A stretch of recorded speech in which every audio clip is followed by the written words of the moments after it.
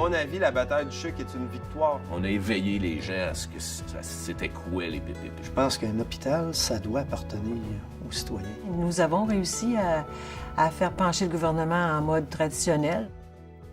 Il y avait un projet de refaire l'Hôtel-Dieu de Québec, de faire le centre de cancérologie, et aussi de rénover l'Hôtel-Dieu de Québec. Et ça devait se faire en mode traditionnel. C'est dans les années à peu près 2007. Le directeur général, René Rouleau, sort dans les médias et dit, bon, bien, compte tenu de la complexité de ce dossier-là, compte tenu que c'est dans la santé, qu'il va y avoir des déplacements de patients à travers la rénovation, on va privilégier l'expertise de la direction de la santé technique. Nous, on la possède. On a des bonnes expériences au niveau de l'urgence à Saint-François-d'Assise, Centre Mère-Enfant et autres projets. Donc, on a la capacité et les compétences de réaliser ce projet-là et on va avoir le contrôle de la situation. On va pouvoir bien manager les déplacements pour les bénéficiaires et tout et tout. Tout le monde était content. On va avoir un hôpital neuf. On va travailler dans des locaux neufs, avec du matériel neuf, plus grand.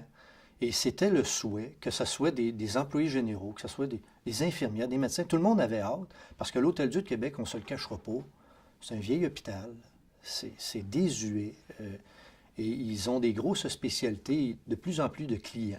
Alors, ça devenait difficile de donner des bons soins dans ces contextes-là.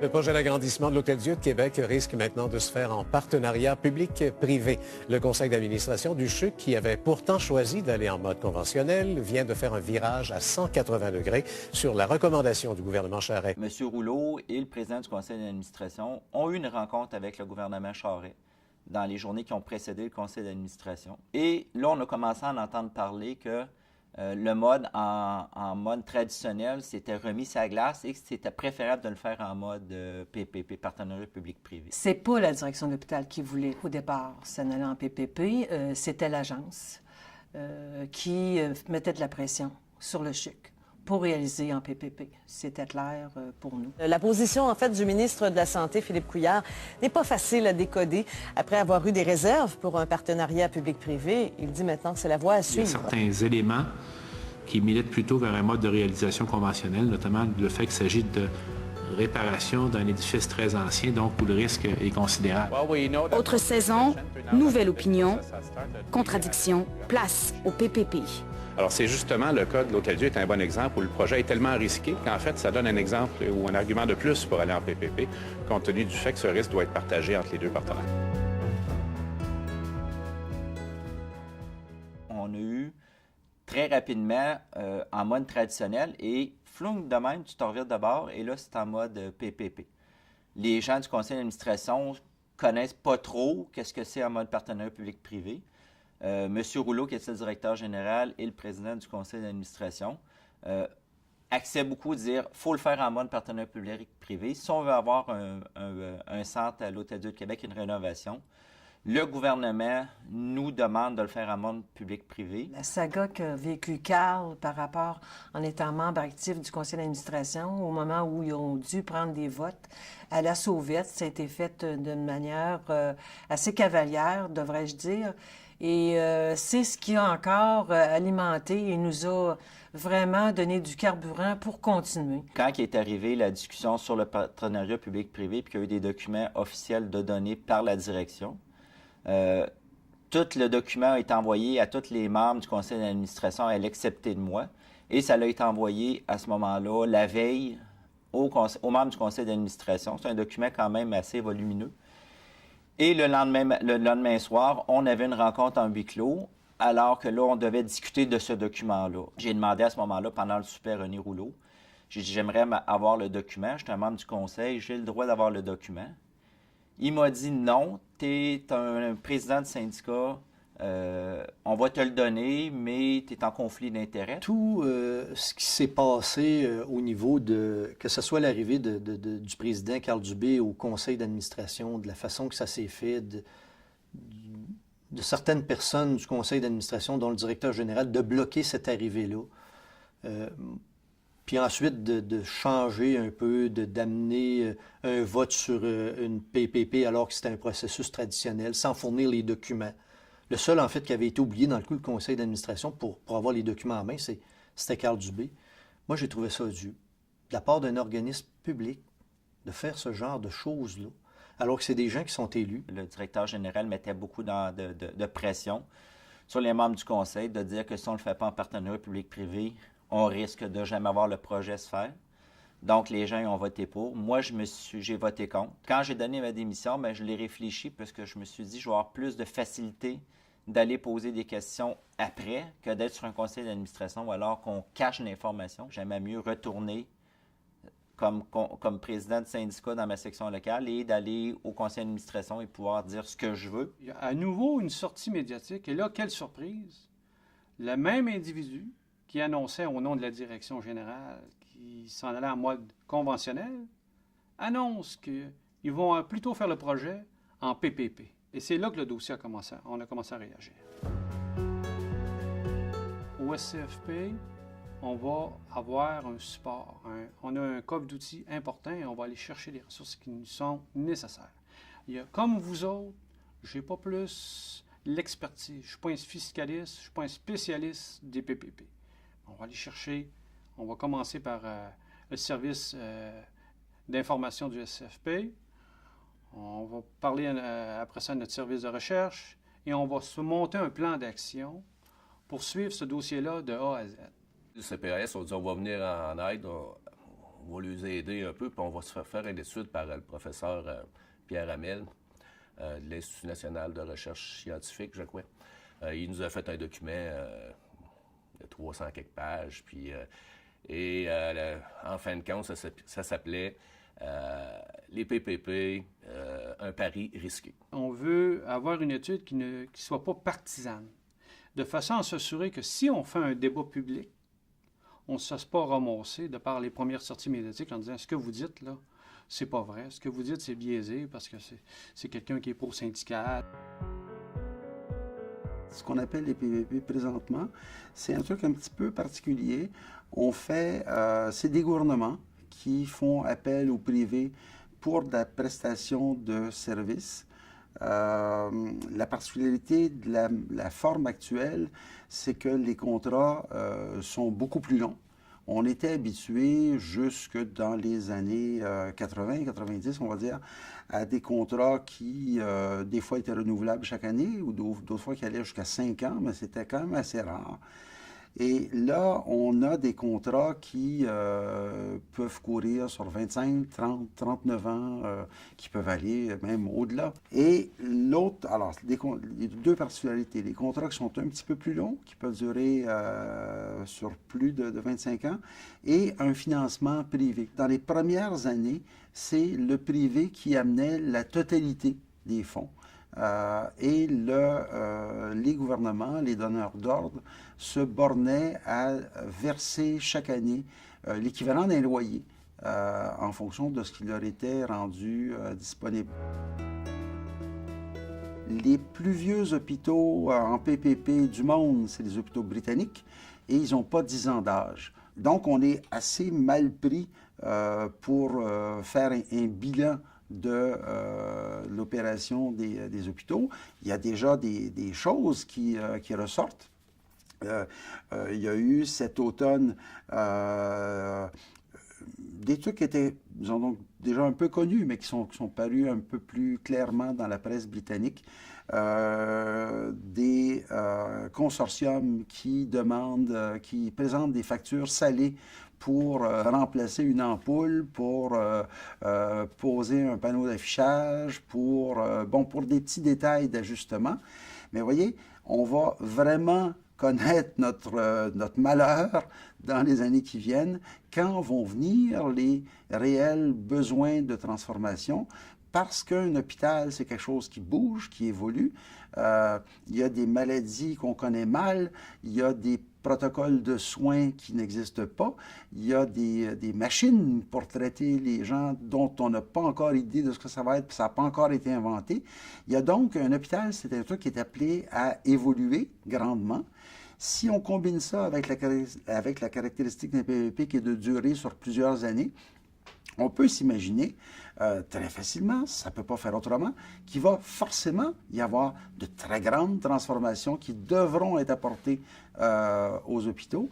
Et là, on va, si ce qu'on voit un peu maintenant se maintient, on va voir que ça coûte extraordinairement cher de faire modifier un hôpital en cours de route quand vous devez faire affaire avec...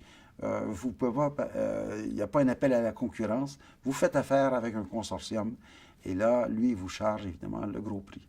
Monique Jérôme Forget, avec l'Agence des PPP, voulait démontrer qu'une gestion privée des services publics allait être plus efficace. En fait, en théorie économique, dans les modèles les plus classiques de la théorie économique, le privé n'est pas nécessairement le plus efficace. Ce qui apporterait des gains d'efficacité, c'est la concurrence. Bon.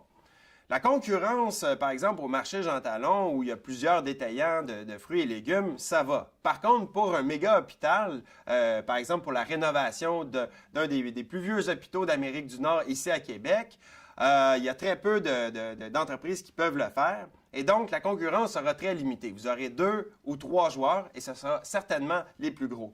Donc, il y a un risque ici de collusion. La principale qualité d'un hôpital, c'est l'adaptabilité, sa capacité à être modifiable. De quoi va avoir l'air la médecine hospitalière dans 10 ans, dans 20 ans, dans 30 ans?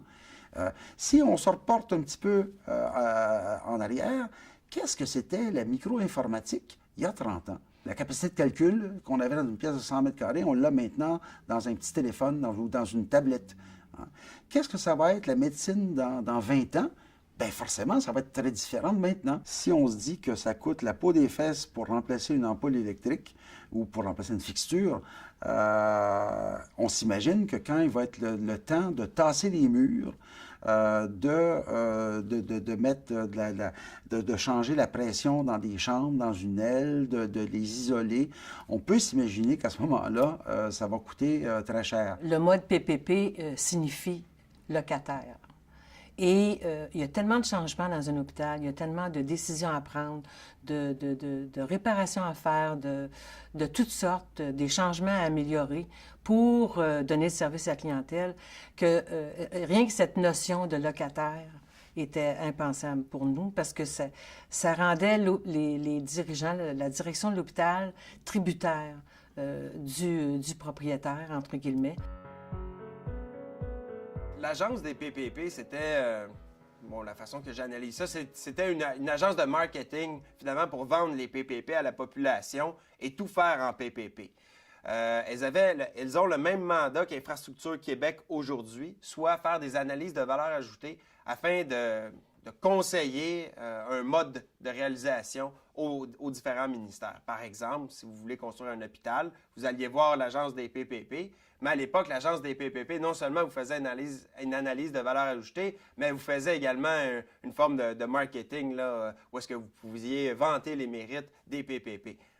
Suite à l'échec de l'image des PPP au Québec, grâce notamment au SCFP qui a fait campagne contre les PPP, ils ont changé leur fusil d'épaule. Ils ont décidé de créer Infrastructure Québec, qui lui propose plusieurs modes. Et donc, ils ne vont pas seulement étudier le mode PPP, mais également le mode clé en main et le mode conventionnel.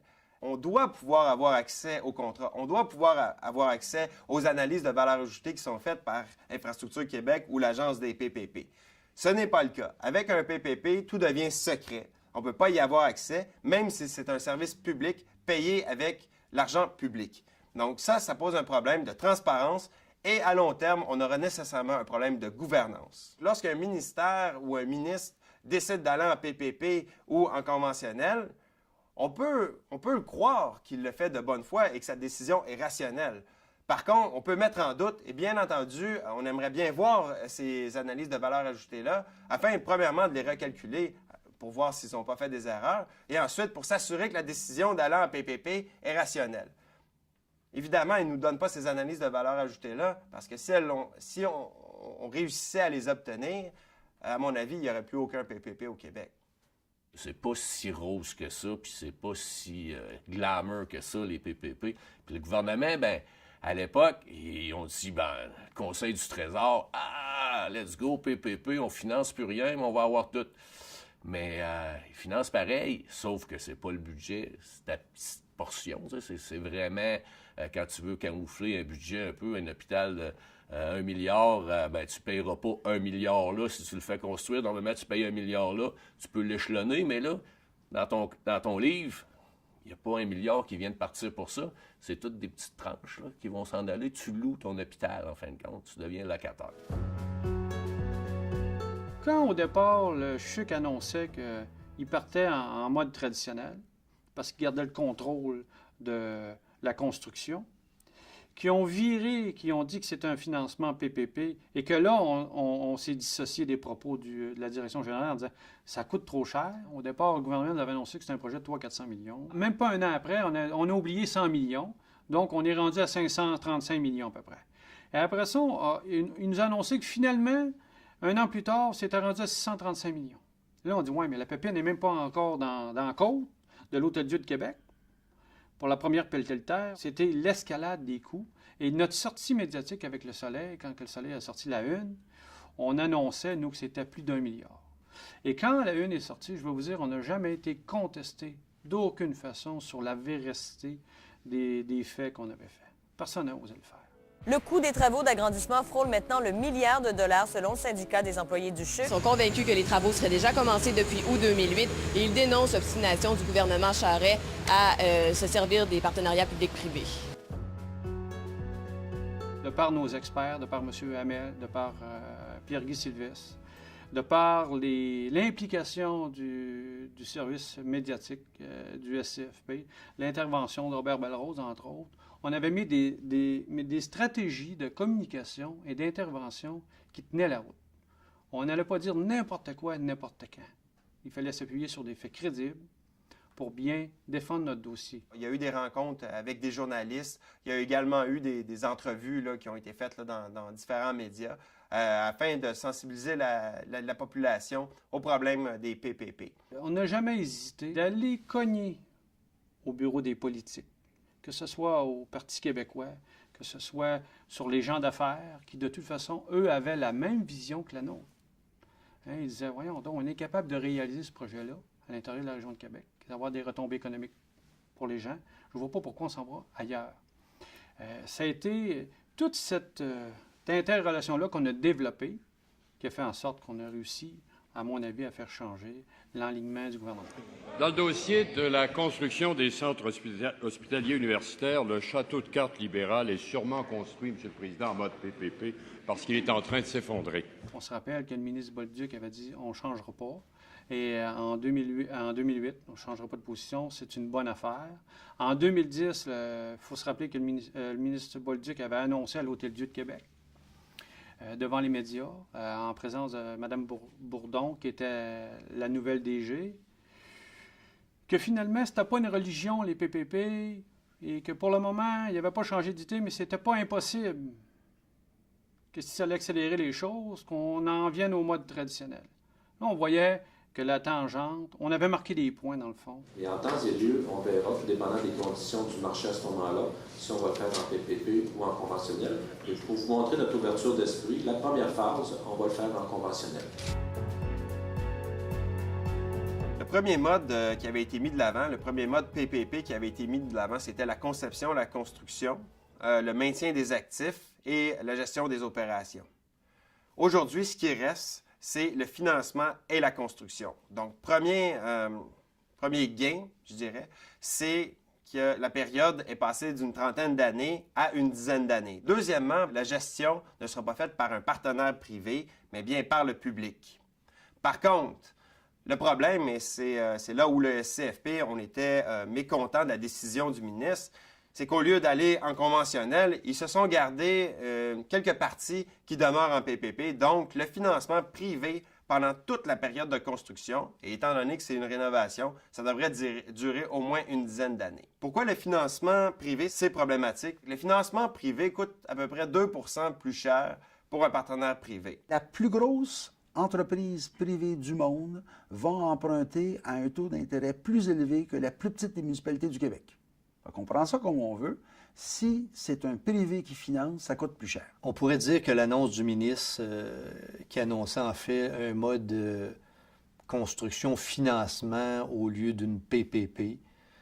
C'est un peu pour sauver la face et pas dire, que ce soit à la population ou aux employés du CHUC, écoutez, on s'est trompé avec la PPP, on s'en va en traditionnel. À mon avis, la bataille du CHUC est une victoire. Parce qu'au départ, le gouvernement voulait faire un PPP qui allait durer 30 ans et pendant lequel il allait avoir une gestion privée de la main-d'œuvre.